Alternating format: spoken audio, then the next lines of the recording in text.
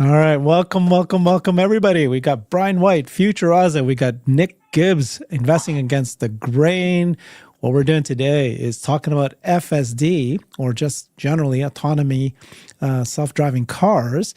Is it solved? And if it is, isn't it time the regulators approve it? It's all starting off with this great article written at the New York Times. The data on self-driving cars is clear. We have to change course. Dr. John Slotkin will go through what he's saying, but basically at the end of the day, he said that the data, he took a look at all of Waymo's data, and he said, if we were doing this in medicine as a study, a clinical trial, if we had seen the benefits like this right now, it's unethical for us to continue it. We must already now change our plans and let everybody have this situation now. Giving the placebo becomes unethical. Continuing with all the deaths with human drivers is unethical at this point. We'll cover that in shortly. But what are you guys' reaction to this concept that FSD solved? Step one, is it? And then if it is, or where we're at today, regulators must approve it at this point. Well, I'm first, regulators must approve it. Hard agree. Supervised, hard agree. It is demonstrably safer. Is it solved?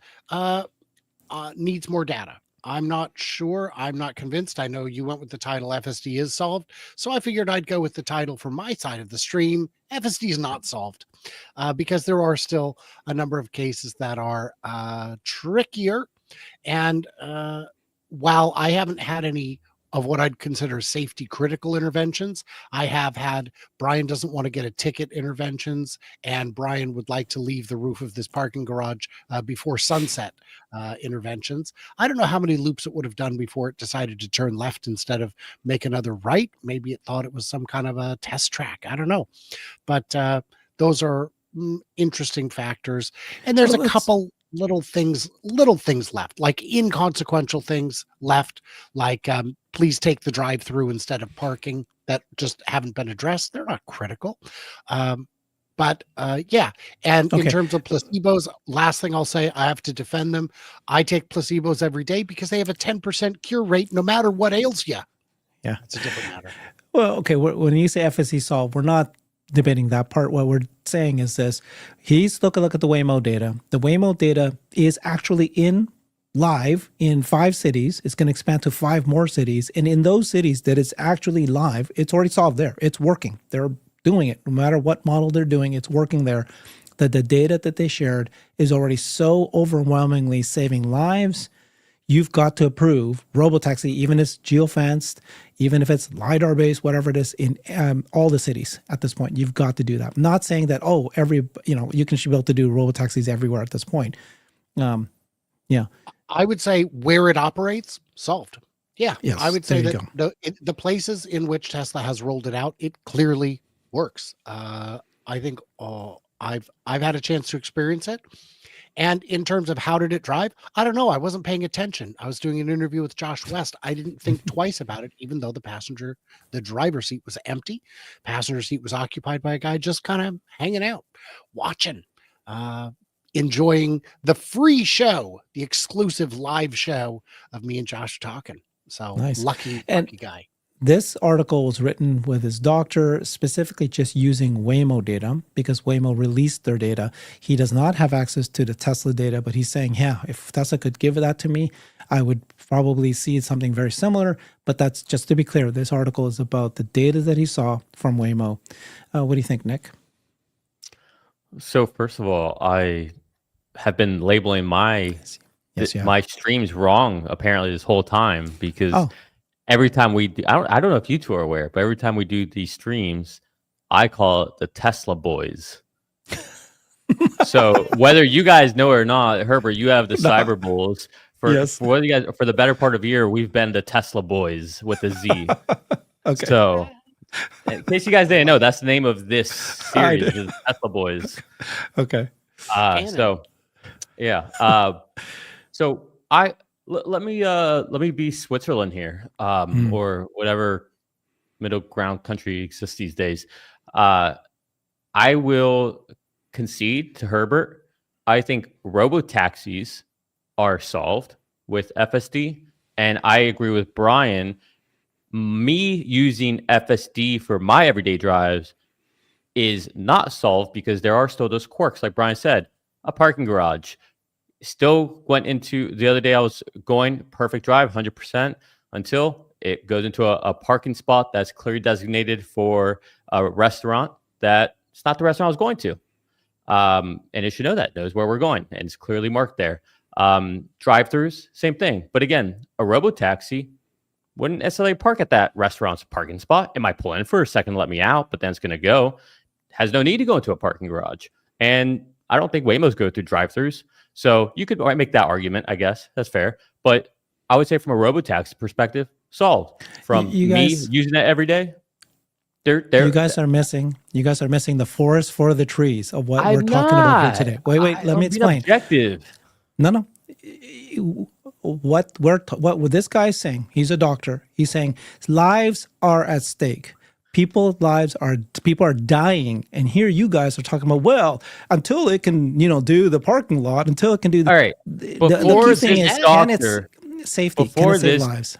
Before this doctor ever wrote this guy has been screaming this at the top of his lung for the whole time. So I don't care what some random doctor says. I know, dude. I've been there for a year. Yes, you have. That's why I thought you'd love this topic. But basically, let's go through what he wrote. So he goes, I recently got called to see a teenager ejected in a rollover car crash. The trauma team rushed him into surgery to stop major abdominal bleeding, blah, blah, blah. Well, you got this. This is happening every night. When that much energy enters the skull, no operation can turn it back. His death was a reminder of the staggering amount of suffering and loss of human life we accept from car accidents every single day. He goes through the data. Waymo recently released their data, nearly 100 million driverless miles in 4 American cities through June 2025. He spent weeks analyzing the data. The results were impressive. When compared to human drivers on the same roads, Waymo self-driving cars were involved in 91% fewer serious injury or worse crashes, 80% fewer crashes causing any injury, showed a 96% lower rate of injury causing crashes at intersections. So far, other autonomous vehicle companies don't report or report incomplete data, including Tesla. Waymo, by contrast, published everything I needed to analyze the data, crash statistics with miles driven. Thank you again to Waymo. Crashes per mile, the yellow is human drivers. The light blue there is Waymo. And you can see that serious injury or worse, it's a little bit better. But look at any injury and airbag, it's so huge. Dramatically lower crash rates than humans. Drivers. So he said this, right? It's basically at this point, and let's go in medical research, there's a practice of ending a study early when the results are too strikingly to ignore. We stop when there's unexpected harm. If there's unexpected harm, we stop early. But if it's overwhelming benefit, they also stop early because it's unethical to continue giving anyone a placebo. When an intervention works this clearly, you change what you do. And that's what he's calling for now. It's a public health imperative to quickly expand the adoption of autonomous vehicles. And that's, I think that's the point, right? At some point, there's enough data to show, yes, it works. And in these 4 cities where robotaxi is running, no matter whether they're using, remote drivers or not, you have something going on that's reducing massive deaths. We've got to approve this in each city. So what I would say on that, there's a missing piece of data here, which is total incidents, as in non-injury ones, but that number is left out for a good reason, which is that Waymo reports every little ding and scratch. If it hits a curb, it will report it. You and I don't report if we hit a curb. That's not a thing that humans do. If there's no damage, there's no report. And a lot of times, even if there is damage, there's no report. If someone backs into a tree, they don't report it. Waymo would report it. So you get a lot of, I guess you could say false positives just by the nature of the way the reporting is done. I do applaud Waymo for releasing the depth of data that they have. I think that's an absolutely imperative. And I think it will not be too long before we look back and say, you remember when people did all the driving? Oh, that was the worst. And it is crazy to think about. It's like looking back at old movies and seeing people without seatbelts. Seatbelts didn't exist at the time. Hopefully we get past that. Let me share this video here. I don't know what we're looking at. I mean, these are this is what Waymo is seeing and preventing. Yeah, there's a biker and it's stopped ahead of time. You got Tesla's doing the same thing. I mean, this is happening on a daily basis. But these autonomous cars are faster than humans, and they can prevent these prevention. You know, I mean, obviously we got humans able to avert crashes too, but human drivers they're causing 44,000 deaths per year. That's just what's happening easily right now distracted. in the United States. We are not well suited to it. We do not have 360 vision. Our attention is easily distracted. There is tired comes into play, distracted, intoxicated, medical issues come into play. It's we're not well suited to the task. Yeah, so I think we are at that point now. Now, Tesla has said that their driving is 7 times safer than human. I'm sure they're sharing that data with the regulators, and that's why they're getting approved as well. But this is happening. We're at this point. Recently, I was telling my wife, and that about 2 months ago, 3 months ago, I'm very, very upset about this at this point. That if you see an article written by journalists saying that, whatever Tesla causes this accident or that accident, and they somehow reduce the progress of autonomous driving, they now have blood in their hands. I'm that livid about this, right? You, as an author, is causing delay in the adoption of autonomous vehicles. You have blood in your hands. You're causing more lengthening. How many years we're going to have 44,000 people dead when we're already at the path for reducing it significantly. So this kind of an article, this kind of a movement is something we all need to jump on. And I know, Nick, you've been saying this even, like you said, earlier this year, you already saw that it was already at that point. So we need to just share this info more. Yeah, I mean, literally one of the leading causes of death just for toddlers in the world is car accidents. So something that is so just obvious that can be solved or dramatically reduced. And again, I just think it's a shame that we have to sit here this far along with how good FSD is alone before there becomes more of a awareness from a societal perspective about this. Like it's just baffling to me. It almost feels like it's like just imagine cost wasn't a factor, because I know every family has their own situations with cost, and a vehicle isn't exactly cheap, and FSD has costs. Okay, I get all that. But if you can afford it and you have kids, it just seems, or even knowing that there's other kids on the road, it just seems unconscionable not to have a Tesla with FSD. And I don't think it's so much that people are being negligent. I just don't think they know. They don't know. They don't understand how good it is, how far it's come, and how safe it is before it's quote unquote perfect. It's life-saving already. And it's tragic that it's my biggest gripe against Tesla and Elon. It's like, Elon, you can't sit there and complain about population decline. And on the other hand, one of the leading causes of death for toddlers is this, and you're not out there doing everything you can to market FSD, whether it's a Super Bowl commercial, whether it's an ad on the side of a building. We need to drive awareness to this. I think it's a humanitarian issue. I don't care about the stock. I don't care about that. I just really do think, and maybe it's because I'm a dad now, I care more about this, but it's a humanitarian issue to me.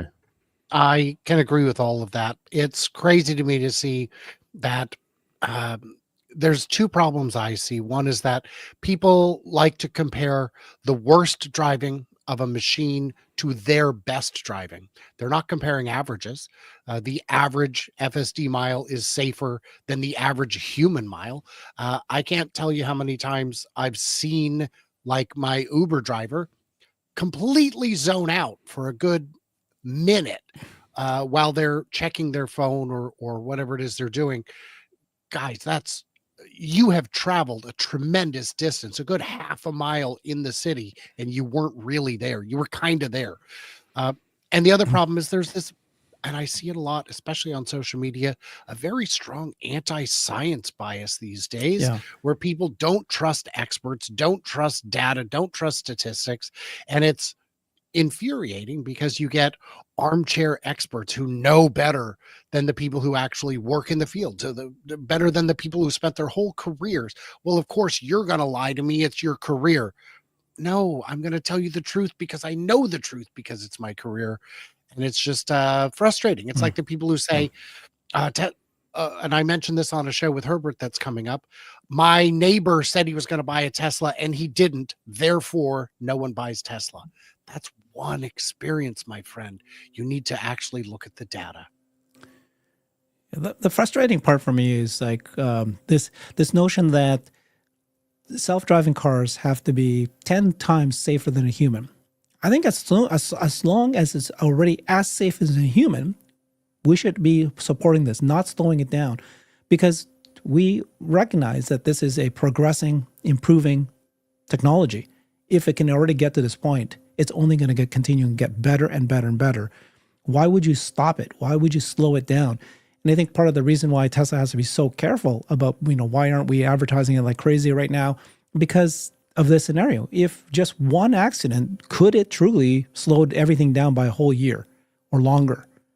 Because it could take it's overwhelmingly. I think there was a article somebody wrote or something happened where a Waymo killed a dog, a puppy or something like that, or a cat or a dog, and then luckily that did not cause a wave or anything. But that was my daughter brought it up to me, and she said, "Oh, I heard that this self-driving car killed this pet."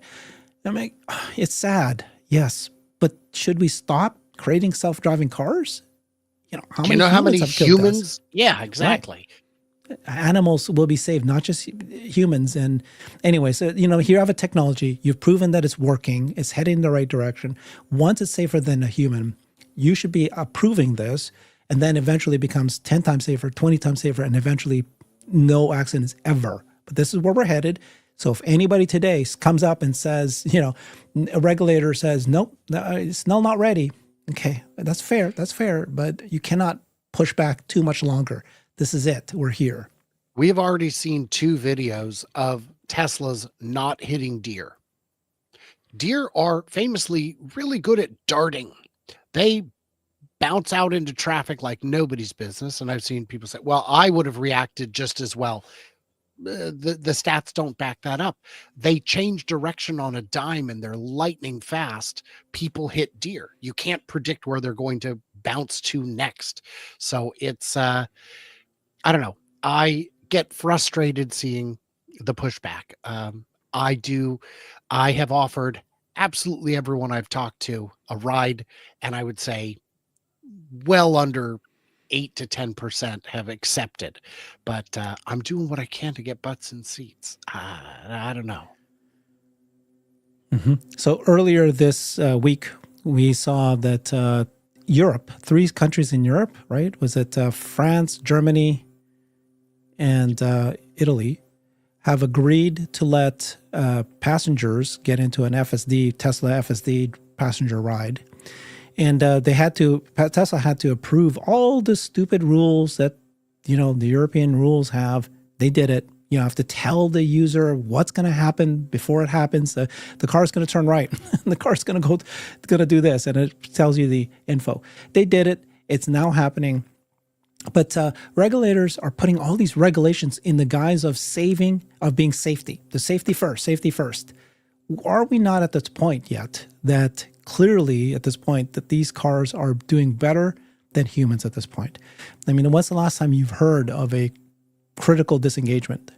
I mean, sure, it still happens, but it's about numbers, right? It's about how often it happens. It's getting almost to the point where it's definitely already safer than a human at this point. So anyways, I'm glad that this happened in Europe because people are, news, French media reported on it. People are talking about it, showing viral videos of blowing everybody away. This thing is absolutely successful and it's working well. So more and more of that, and eventually we're going to get past this hump and we won't have to be discussing this anymore. So I've got 2 videos coming up with Kees Rollenchamp from the Netherlands. And he's been pushing for this. He's been tracking it. He's been helping people understand where we're at in terms of regulatory approval. One thing he pointed out is the FSD in Europe is a different build than what we have in the US. And he said it is noticeably different. And I don't know how that works or what that means, but I think that's interesting. Are you sure? Tunsa Sai, who's a Tesla autonomy AI engineer, he said that it's the same build and it's 14.1 point something. It's a 14 Maybe series. it's just the visualizations that are different Yeah. for regulatory reasons. Right. Like they have to say things like it's not hands-free. And then they have to actually tell you how well you drove, how well the car drove at the end, something like that. I'd love to see that. I am, by the way, gents, if you have 14, and I'd ask this in the comments as well, what is your percentage of miles driven? Mine is at 99. I don't think I can get over 99 without a road trip because for the sake of testing, I will have to disengage and place the car in funky situations that it wouldn't put itself in. And that's why I have more disengagements, is because I am stress testing. I am putting it in challenging situations that it wouldn't otherwise get itself into, just to see what it does. What are you guys at? Mine's at, I mean, it says 100%. The only time I've taken over, like I said, was it parked into the, it's like street parking, and it's for this restaurant, and like I let it park, and I'm like, all right, let me back out, let me hit it again, and then it kept going and found a new spot. So, but it still says 100%. And mine's at 80 something percent because it has significant navigation issues. Wednesday, I don't have that. I have it all the time. It's taking wrong roads. It's doing weird things. What do you mean by that? It's taking wrong roads. Like, how do you explain that to me? Yeah. So on Wednesday, my family came over, visited. I picked them up from the airport, and I was showing them it's perfect. First of all, it's flawless. But then it was supposed to stay on the highway, and it took the exit ahead of it. And like, oh shoot, why did that do that? And so I had to stop and get it back in the highway. But and then question. How do you know it's not doing that for a reason? Well, I mean, that's my obviously, question. Like, how do you know that it's not like, hey, there was a report there was an accident here earlier. Yeah, I get back on it, and it was the right thing to stay on the highway. But another one it does is it goes into the parking lots, and it's going around and around. That kind of an issue. So I don't have that either. That was on Wednesday. The next day, I got the 14.2.1. Oh, well, that's what I'm on. They got that updated right away the next day, and then I had much, much less issues with navigation issues. It's all navigation issues, by the way. I've not had a single disengagement. I took it to Vancouver. I've been driving everywhere, and then, but for the passengers, they obviously were blown away. The car's driving you everywhere. But any little thing like that, oh, why did it do that? Yeah. Okay. Well, the next day, in the next several days, it's been flawless. And so now it's been, okay, they solved it. It was just like when that one day it was doing all this. Brian, I want to answer your question more accurately then. When I say 100%, that's on 14.2.1. Mm-hmm. So just want to be accurate on that. I see. So yeah, I've had situations where I choose to disengage. At Costco, it was going to look for a sensible parking spot when I saw one open up, and I'm like, oh no, I've never parked this close before, I'm taking it. And things like that. Those, I don't count those, and it still rounds to 99%. So it is that good. And in the video, I asked my kids, my passengers, how do you guys feel about it? And they're like, I don't even think about it anymore. Yeah. On version 11, we were all heads on a swivel because this is hairy. But your response there, though, Brian, that's why I say robotaxi solved. Us everyday drivers using it, it's this little minutia, But for a robotaxi, you wouldn't care. It would be dropping you off at the front. Yes, and I wouldn't care about it doing something that is ticketable if it's not me behind the wheel. It's not unsafe. It's just ticketable. I don't want a ticket. It did try to back up. I did have an intervention. It was trying to park in the dark in a parking lot, and it was going to rip my mirror off with the cart corral. It could see it on the screen. It was bright red. It was telling me not to do this, and it was still backing up. So I hit the brakes before losing a mirror. Hey, if it's not my car, I don't care. And if it's a taxi, then it wouldn't have been in a parking spot anyway. Well, and if it was a robo-taxi, it wouldn't have mirrors, hopefully. It wouldn't have. I don't know how I'd get out. But let's talk about the regulation issues. So we know that in Europe, Even Tesla and Elon has been pleading and saying, "Hey, everybody sign this, petition to encourage the government to approve regular FSD and robotaxis in Europe because they're taking their sweet time, and that's full of regulation issues. So that's one for sure we need to address. Lots of good movement this week in Sweden. They've approved. Was it Sweden? Everybody there can, 19 cars can be driven FSD everywhere, and then these 3 countries, as I mentioned. But in the U.S., the good news there is I'm not sure that regulation is going to impede the rollout of robotaxi. Thanks again to Waymo. They already are active in 4 cities. They've announced 5 cities. They just implemented Miami. They've got 5 more cities that they plan to activate by the end of 2026. That will be 10. And then they got 15 other cities that they've already announced that's going to be turned on sometime in 2027. So you're talking 15 plus 10, that's, 25 cities already approved it. That's, to me, it's like these guys have approved it. Then you prove that it works and there are no issues. It's going to be hard for any other city to say no. And there'll be many cities that will say yes after this. And you just get past this, early adopters to the next adopters. So I'm not concerned about regulation in the US at this point. Are you guys? Is there some concerns there? I'm not concerned. I think, well, remember, in some states, it's already explicitly approved. In the others, it's tacitly approved. It's just that I wouldn't want to be Tesla or Waymo and roll out a network only for the state to come along a month later and say, no, we've got a bunch of rules that you didn't know existed because we just made them up. I would still wait to roll out to have explicit permission, but I cannot imagine a place other than Boston saying, no, you're not welcome. And the stats are the stats. Is it safer or not? It is safer. Please don't make the roads more dangerous just because you're a stick in the mud.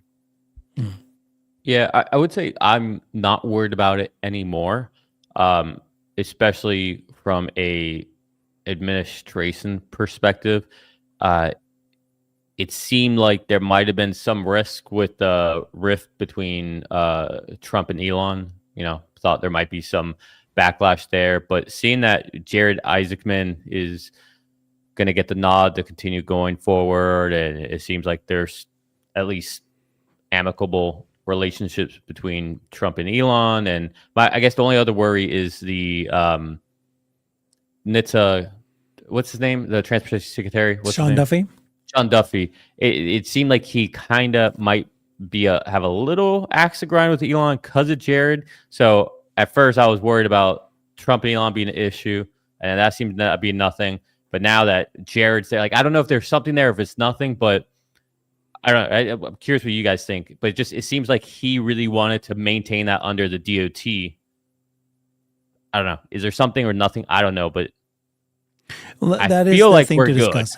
Yeah, the regulation that Elon and specifically Tesla needs to overcome is this rule right now that a manufacturer can only make 2,500 of these robotaxi first designed vehicles. These are vehicles that don't have the side mirrors, the rear view mirror, these kind of a lot of things that you need to have for drivable cars. They say, okay, 2,500 cars, you don't need to worry about this. This is where Zoox is in. This is where Waymo's in. Of course, Waymo actually is a regular car. So Tesla can still roll out Model Ys, but they wouldn't be able to roll out a cybercab unless they put in steering wheels and pedals and all these things to accomplish that. That's not my understanding. My understanding is it's driverless, regardless of controls. But it's not a law. It's a rule, and you can get a waiver. It doesn't take an act of Congress. It takes a swipe of a pen. A person at a desk can just sign a piece of paper saying, "Yep, approved." So it's not a big obstacle. And wait, are you sure, Brian? I had heard that it needs to pass Congress to increase. There's a bill going through Congress right now to increase it to, let's say, 100, 200,000. Sure. But even then, it's not that would enough. override it. That would override it. But there's no law that says there can only be 2,500. That's just a NHTSA guideline that's internal to the agency. No one voted on 2,500. Okay. But we could vote to set a cap that is other than 2,500. And then you get to the problem that Congress is full of old people who are out of touch. How many of them even drive themselves around on a regular basis? I don't know the answer. I would guess most, but these are people who are always lagging behind the technology, and thank goodness, because they're the ones in charge of making rules about it. So that's awesome. I'm looking it up right now with Grok. Okay. To see what the actual answer is. I don't like it when we say I heard. It's like, well, we got Grok here. Like, why would we might as well just figure out the right answer. I was telling Herbert on a show that I asked Grok to design for me a 5-bedroom rambler, and boy, did it get sillier and sillier with the designs. Hope you like 4 dining room tables, because it's not quite there yet. So yeah, I'll tell you what though.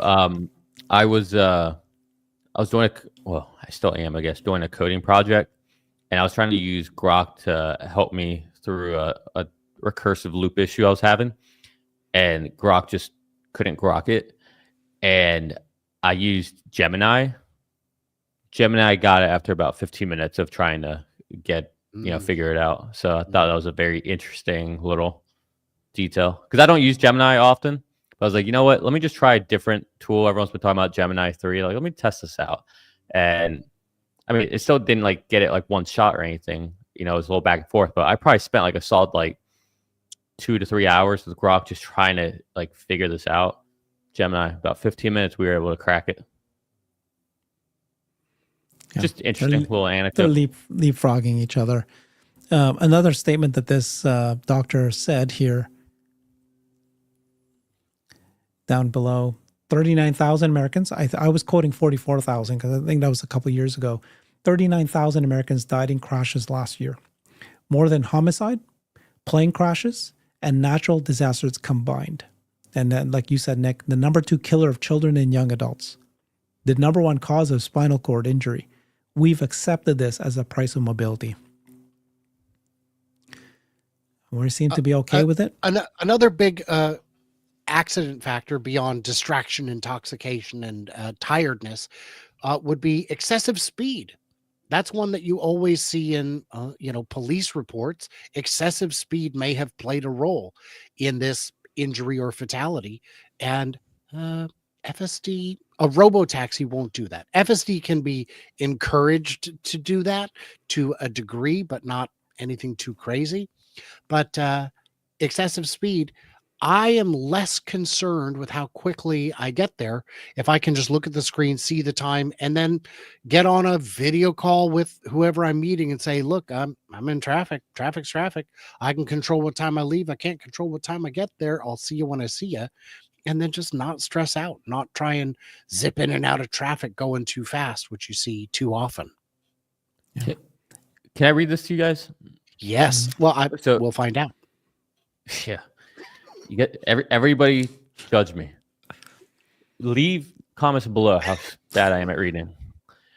So it says the key limitation is a cap of no more than 2,500 vehicles per manufacturer that can be exempted and sold in the U.S. in any 12-month period. This applies. So in other words, you could do 2,500 per 12 months. So I thought that was interesting. It then says this applies to exemptions granted under a subsection whatever of the statute, which are relevant for autonomous vehicle deployment. NHTSA has implemented this through regulation in the CFR 49, including recent updates to streamline the process for vehicles without traditional driver controls. For example, companies like Zoox and Tesla have sought or received exemptions under this framework, but they remain limited at 2,500 vehicles annually without further changes. To deploy more than 2,500 robotaxis or other exempt autonomous vehicles per year, Congress would need to pass legislation amending the statutory cap of CFR 49, as the limit is set by federal law and cannot be exceeded through NHTSA's administrative authority alone. NHTSA can grant exemptions up to the existing cap, but lacks the power to override or increase it without congressional action. Past legislation efforts, such as proposed bills to raise the cap to 100,000 vehicles, have not succeeded as of late 2025, leaving the 2,500 limit in place. Wow. Okay. I quick apology to everyone. I was wrong about that for a long time. I have an idea on how to get the bill passed. Call it the Help Waymo Act. Yes. Exactly. Well, the interesting thing though is like Tesla has the ultimate loophole, right? This is not saying you can't have autonomous vehicles or robotaxi. It's saying vehicles, like you're saying, without side mirrors or whatever, specially made vehicles. You can put as many Model Ys out there as you want, is the way I read this. Yes. I didn't. I read that the mirrorless, wheelless, pedalless ones are a subset of the 2500, and that a robotaxi is just something that doesn't have a driver in it. No. You don't think so? No. This is exemptions from, there's like 100 rules that you need to have for a car to be right out there for driverless. Like you need to have seatbelts, and seatbelt has to be plugged in the front passenger seat, the driver. Well, if there's no driver, do you still need that? These are like tiny little rules that they're exempting you because they know that you're trying to do a driverless car. Yes. So it says you can have as many Model Ys that are regular cars to be robotaxis anywhere you want, as many as you want. That's not going to be the issue. It says this statute allows manufacturers to apply for temporary exemptions to deploy vehicles that do not comply with certain FMVSS, such as requirements for steering wheel, pedal, or mirrors, typically for innovative safety features or field evaluation. So it seems like CFR 49 subsection 30.11.3 is specifically for this innovative vehicle or whatever. I don't know. I'm just saying, like, I think it's a nice little loophole that, and that's probably why Waymo's doing what they're doing too, right? Like $2,500 a year. Oh well, Waymos are regular cars. Oh, I see. That's my point. That's my point. Yeah. So that they don't have to worry about that. But yeah, now, I do want to address the people who despise change, the people who despise technology, the people. My brother is one of them. He's one of those people who says, great, if you want to do it, fine. I'm not excited about it, but I'll never do it. You can't make me, and anyone who tries to make me is crazy. And I bet him? You put a bet on it? No, he will. I thought really, really loud when I said, you're a terrible driver. You are the reason we need this. I do not trust you on the road. I trust teenagers driving more than I trust you. And I have found that to be kind of universally true. The people who most say, no, I'm in charge of my vehicle, I'm the best driver ever, are the worst. Those are the first people we need to get off the road. You should make a bet with them. You should be like, hey, here's $500. I'll give it to you up front. But from now, if you ever use this technology, every year between now and then, you have to give me another $500 on top of that. That would go great. I'm sure I would definitely see that money again. That'd be a good bet, though. Yeah. If it was enforceable. $500 now. Later, you pay me. Yeah. You'll never get. I don't remember giving you you giving me 500. Are you sure it was me? You son of my mom. Oh, yeah, easy there. Son of my mom. What if Brian's mom just came into the frame out of nowhere? Like, what'd you say? Yeah, it's son of my mom. It's our mom. I mean, I can say that. Yeah. Got off track here, kinda. Maybe not. Okay, this is good. That's just right on track. I mean, this is what I'm here for. In other words, Brian is saying, don't be a Luddite. Absolutely. Hey, does it work or not? A family member, I mean, it's like a distant family member in the 80s was always saying, I will never wear seatbelts. I wish to be in an accident thrown clear. Yeah. That's through the windshield, right? Because that's not a thing. Thrown clear is not a thing. No, I won't wear it. And she wouldn't. She wouldn't wear a seatbelt. We can look up the stats, and I mean, it's straightforward. Again, I'm not saying we should ban human drivers yet. Nope. Or do you think that will ever happen? Ever? Not in the US, I don't think. I mean, in the US, we're real loosey-goosey with car rules. If you build a car in your garage, you can license it for operation on the road. There's no safety checks or anything. I mean, there's basic. Does it have brakes? Does it have, mirrors and blinkers? But there's no crash testing. You can do kind of anything. I see. This is where like you'll lose me is if you tell people they can't do something. Like I don't like putting more and more restrictions on people. Like I like the idea of choice. Like I don't want to force people to do anything. I just don't inhibit the progress that's there. And I think that's the win-win. Let progress continue. And at the same time, look, if you don't want to, you don't have to.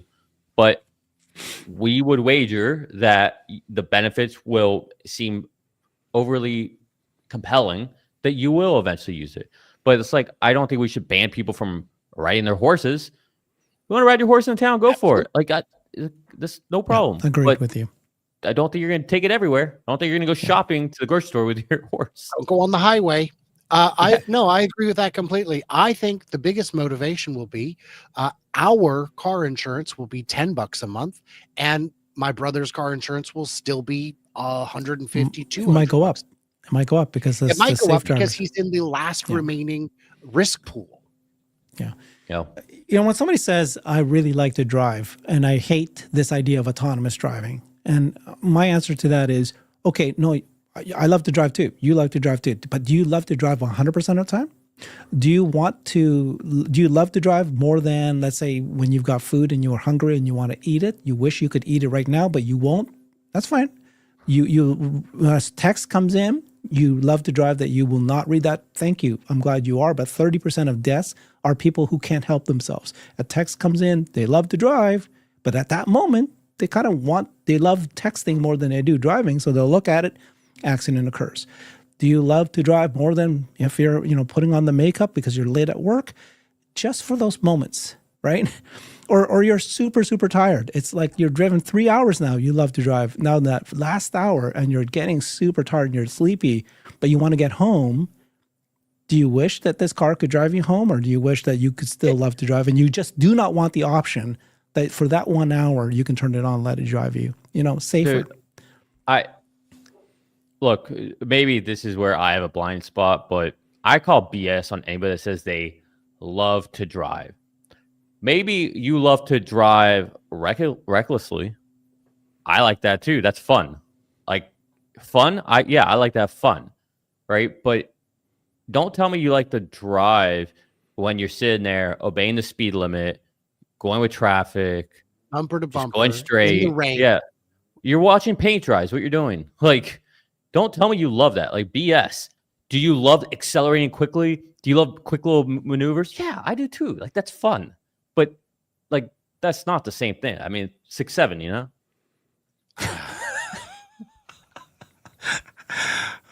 What the fuck? You're too old to say that, dude. You're like a grandpa. You should not even. 6'7". Painful. I love it. No, but I don't buy it when people say that. It's like, all right, if you love to drive so much, why are you always on your phone? Explain that one to me. Yeah. I tell you, to me, the most beautiful thing with FSD is I don't worry about how tired I am when I fly back into town. Yeah. I've got a 50-minute drive to get home. And if I've been in the air for, 6 hours or 12 hours, I know I will get home safely. And it's not because I'm going to fall asleep. It's because the car is going to handle the majority, and all I have to do is keep an eye on it. I can supervise that. I can do without having to worry or plan or load up on coffee on the flight. It just is, the peace of mind is worth it. And I love it. Can we talk stock real quick? Like, what do you think is happening today? This Which company? Well, I mean, we can talk Microsoft if you want. Oh, Brad. Yeah. We can talk OpenAI. What is happening? So for those who don't know, we're up $16.74 a share, 3.9%. Why? And I mean, just to put that into, I guess, perspective, Meta is down 0.5%. Nvidia is down about 1/3%. Palantir's up 2%. Microsoft Apple's down 0.5%. 2%. Yeah, so it's not like the market is ripping. So it's just, I don't know. I normally when I mean, that I think that most people are saying the reason why it's up today. I mean, most people, the articles are writing, is because of President Trump's admin said that they are going to look into robotics companies and they're going to give it some love next year. And then not only Tesla stock, but a lot of other robot company suppliers stocks started to skyrocket because of that statement by the Commerce Department. Do you think any of it has to do with the strong numbers in China? I don't. For the last, that was yesterday, right? When? What time of day? Was the market open early, right? I don't remember. Not by this much, I don't think. You know, fair. Yeah. But that's an interesting point because Jim Cramer was talking about Tesla this morning. Oh no! And he kept saying, "It's not a car company. It is a battery company. Really, it's a robotics company." And so that is interesting. That I didn't know that the administration said that, Herbert. So that explains why he started saying, "Yeah, they're a robotics company." It's like, all right, like you're really leaning to this robotics, which is fine. Like I guess you could say it is. I mean, I just think of them as a AI company.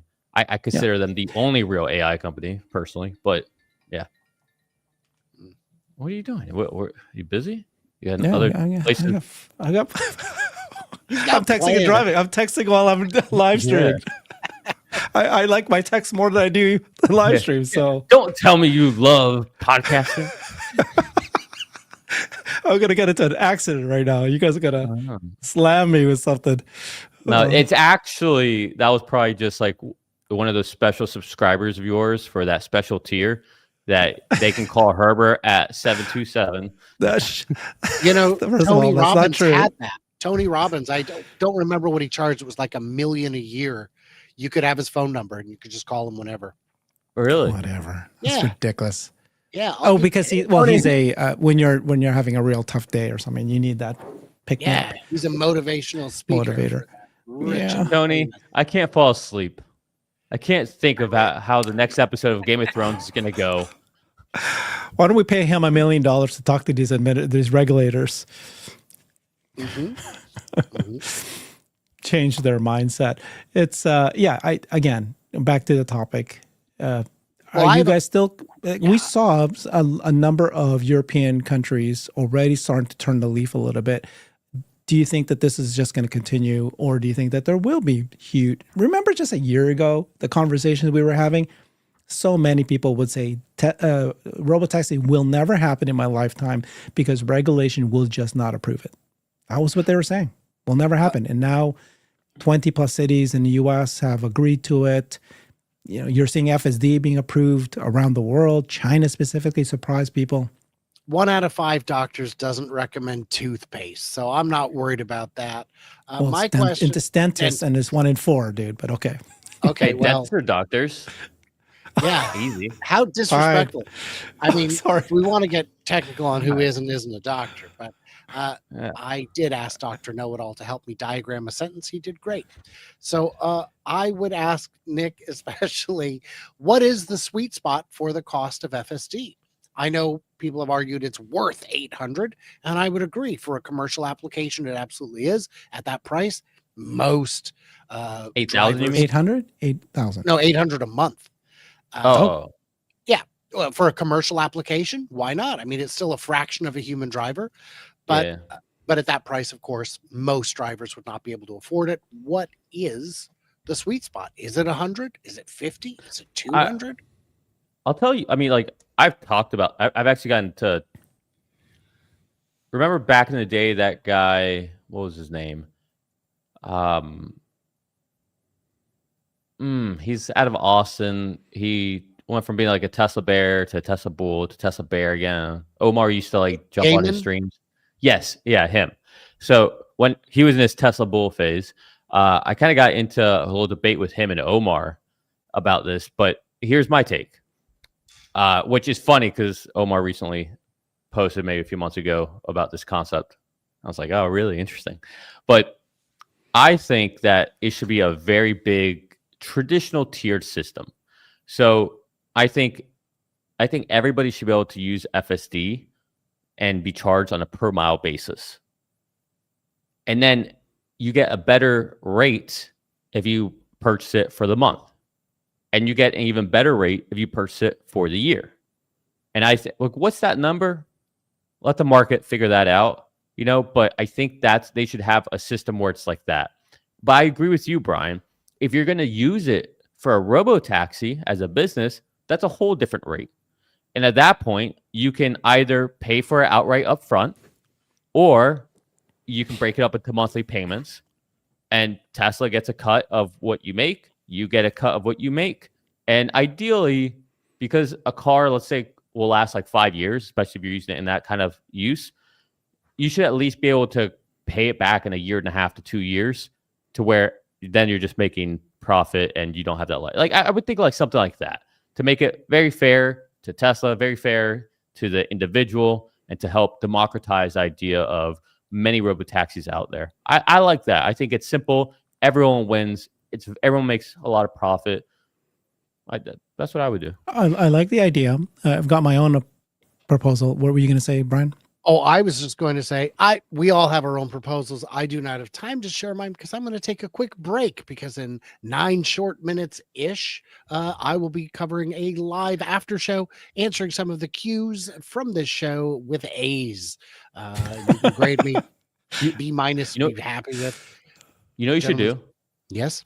You should have a whole nother YouTube channel that's just for these like 5 minutes when you're on your break, and it's just you in the corner eating like an orange that you pick from that tree. Why get off camera? It. Just stop talking, and we just watch you. Just watch me get ready. Yeah, you put me big. You guys are in the little boxes. Yeah. So guys, if you enjoy the show, please join me in the after show. As a reminder, this is a co-stream on all 3 channels: Investing Against the Grain, Futuraza, and Brighter with Herbert. I would mention that you are welcome to subscribe to any or all of us. It is a whole lot of fun. And thank you guys. See you in a little bit. Cheers, my friend. Just is that your fan? 2 of us. Is that your fan? Is that my fan? Yeah. I can hear something in the background. Oh, no, okay. That's the million construction I have at my house right now. Mm-hmm. Okay, first of all, I love everything you just said. I think that that's a great idea. I was just thinking about the way Tesla thinks, and the way hopefully they're going to carry this forward, which is, if it's something to do with safety, it's an ethical thing for them that they should give this away for free to as many customers as possible. It's part and parcel of a Tesla. It is part of a Tesla. To separate it out based on, well, only if you pay $8,000 do you get this. If you don't pay $8,000, you don't get it. What I think could happen is that this technology can actually reduce the cost of insurance. Yes. Never mind. Not where I thought you were going to go with this. I was going to say, I could see where, as road taxis get bigger, it can help subsidize the individual using it, where instead of it being $100 a month, it can be $25 a month or whatever, or like, look, we don't get free internet in the car either, right? If you want to watch Netflix, you got to pay a certain amount a year. Like, I think people need, what I'm saying is this: you need skin in the game. It's going to reduce insurance, and so basically, whatever the insurance amount is, that's what you should pay Tesla, which is $100 a month. Like it's basically about $100, $200 a month, and so they will still get money, but it's effectively free. Tesla then starts to charge other things, right? Entertainment packages, premium packages, subscriptions, like you're talking about. If I subscribe, I can go anywhere in any city, and I can have a rental car, I can have a robo-taxi. It's all reduced pricing and so forth. So there's a place to make money, a lot more money than just charging FSD. But I agree with you. Why not charge per ride? Why not charge per month? That I'm not saying that we didn't do that, but it should be something that is available to more people than less, and should not be restricted by price. Should not stop people from adopting this technology. Or maybe there's a version of it that is safe, but not the whole shebang. Like, it won't pick you up, drop you off. Nah, agreed. Yeah, it's kind of we got to cut the cord on that. My thing is, like, I don't like giving it for free. I don't like that method. It's fine if you do like, hey, here's a 1 month trial. Like, yeah, that's fine, right? We know that can work, but I just think that there should be a low bar to entry where people don't have to flesh out $100. Yeah. It's like, dude, let me try this for like. You said let the market decide it, and remember what Elon said before, which is if the market decides this thing, we're going to sell it to you at 8,000 now, but eventually this is going to be 50,000. He didn't say the number 50, but he basically implied that the price is only going to go up because the feature functionality goes up, what you can do with the car goes up, but that is not the strategy. No, but that's why to me there's two segments. There's the I want to use this as a robo-taxi business, and there's the I just want to use this for my own consumption. Those should be two different models. If you're like, you should be able to buy outright for whatever. So let's say it's 8,000, and you get to use it all you want.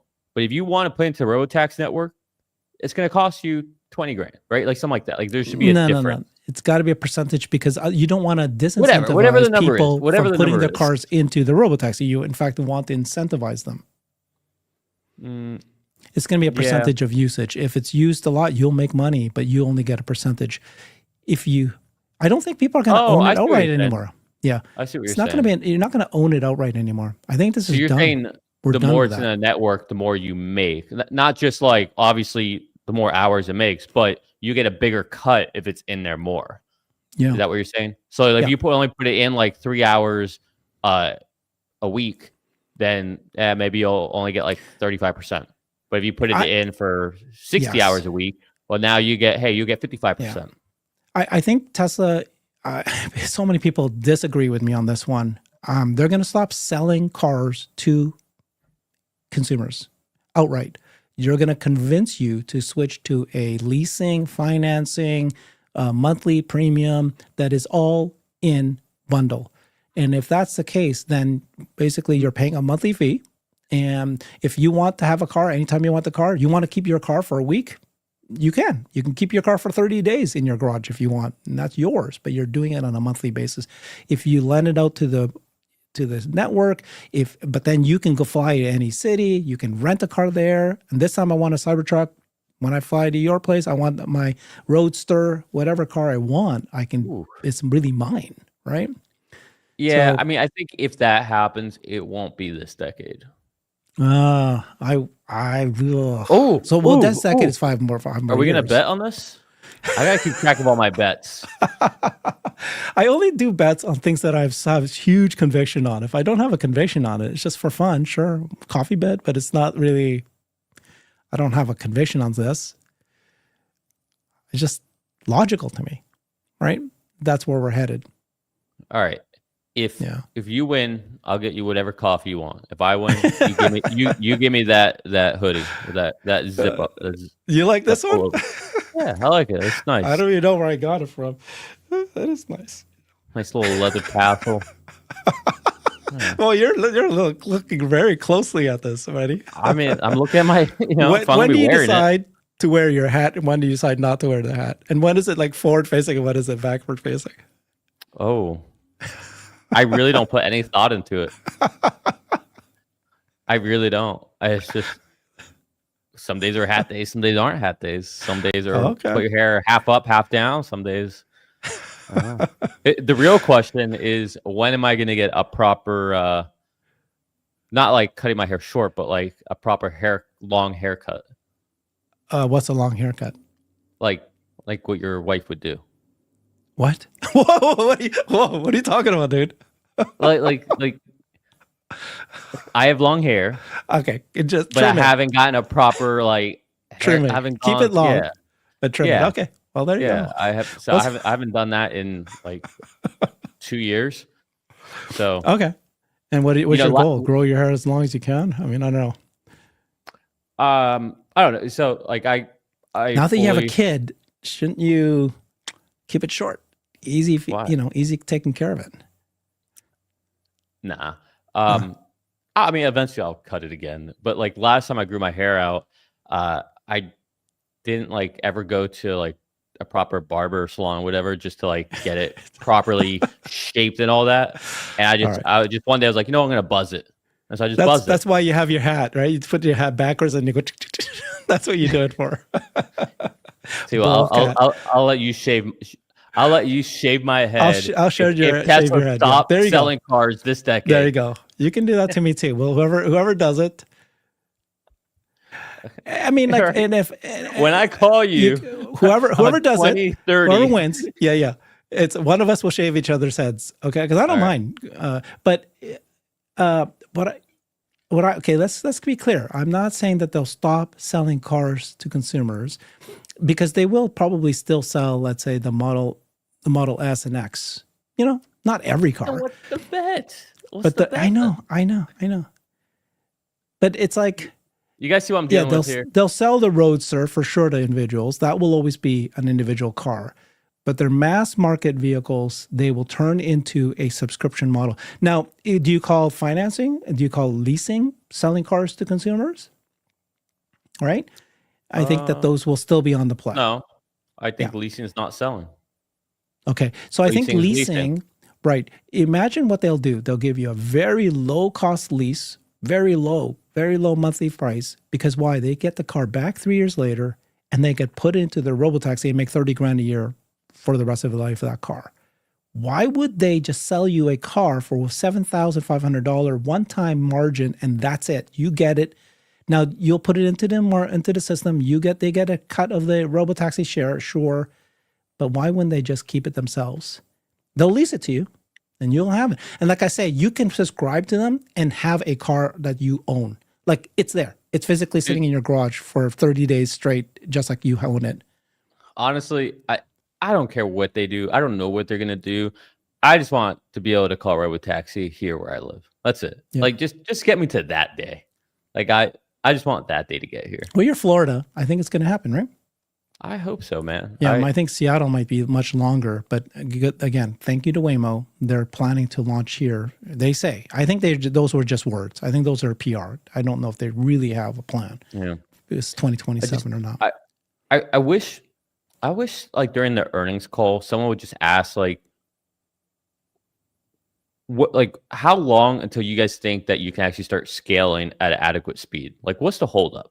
Like, can you walk us through it? Is it just a safety thing? Is it like you're building out the Uber software, like you mentioned? Like, help us walk through like when we can actually expect to start seeing, hey, this city at a good cadence. Like, give us the proper roadmap. Like, just give it to, like, you don't even have to give us details. Just tell us what's the roadmap. You don't think they've shared that? Yeah. No, I mean, they say, hey, we think multiple cities, whatever. It's like, all right, well, like, what does that mean? Because even then, you talk about like scale and it's like, okay, like if you double the amount of vehicles in Austin, it's like, well, that's not really saying much, So it's like, what's the limiting factor here right now? Like help us understand this. Is it just you're being abundantly cautious, or? Then they said that already when he said that we basically will do 3 months in every city because of abundance of caution. There'll always be a supervised a person in the car until 3 months later. Then we'll remove it. But that hasn't been the case though. Like we're not seeing new cities open up. It's right. There's also supposed to be 100 vehicles in us. Like, look, I don't care if like things change, but here's the problem. When you have a company like Tesla where they share so much and then they become ambiguous about certain parts, it's like you're almost kind of like, whereas like Apple, they don't share anything. So you just don't have those expectations. You just get what you get and that's it. But you're never sitting there curious, like, hey, I thought you were going to come out with this. Hey, I thought you were going to come out with this. Like, they don't talk about it. But when you give us a little, and I'm so grateful that they tell us as much as they do, at the same time, they kind of have to, because without us, like, we are a real important part of the Tesla business. Yeah. Yeah. Like, there's just no denying that. But I don't know. I would just like to know, like, what should we expect? I think that's a fair thing to ask. No. Okay. I'm also selfishly asking this. Like, I'm anxious. I'm impatient. Don't be impatient. Thank you, Nick. Stick on, and you'll be redirected to Brian's channel right now. Thanks, everybody.